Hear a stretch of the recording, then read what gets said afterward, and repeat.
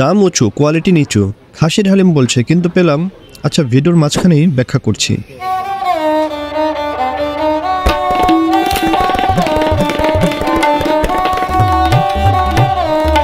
আসলে আজকে সন্ধ্যায় গিয়েছিলাম কেরানীগঞ্জের জোড়া ব্রিজ সংলগ্ন বলরাম হোটেলে।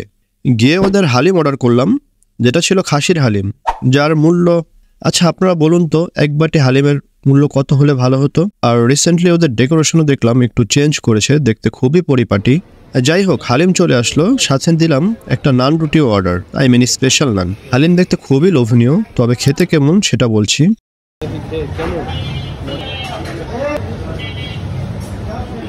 হালিমের মিক্স ডাল যখন খাবেন ওয়াও বলতে বাধ্য হবেন, মানে ঠিকঠাক একদম। তবে যখন মাংসে কামড় দিলাম আমি ভাই খুবই হতাশ হলাম, কারণ ৮০ টাকা দামের এক বাটি হালিম, যার মধ্যে এক টুকরা খাসির মাংস, তবে সেটাও হাড় ও চর্বি ছাড়া কিছুই নাই। মানে এটা মানা যায় না, কারণ ডাল তো আমরা সবাই কম বেশি খাই, ভাতের সাথেই খাওয়া হয়। কিন্তু এই ডালের নাম হালিম হওয়ার একটা মেইন কারণ হচ্ছে এই ডালে থাকতে হবে মাংস, হোক সেটা গরু, খাসি কিংবা মুরগি। কিন্তু সেই মাংস যদি হয় এমন, তাইলে কেমনে কি ভাই আপনারাই বলেন।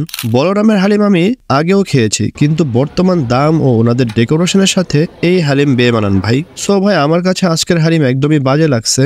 এটা এখন তো আমার পার্সোনাল মতামত। আপনারা কি বলরামের হালিম খেয়েছেন কখনো? খেতে কেমন ছিল কমেন্টে জানাতে পারেন আপনাদের মতামত। তো আজকের মতো ভিডিওটি এখানেই শেষ করি, দেখা হবে নেক্সট কোনো ভিডিওতে। টাটা, বাই, আল্লাহ হাফেজ।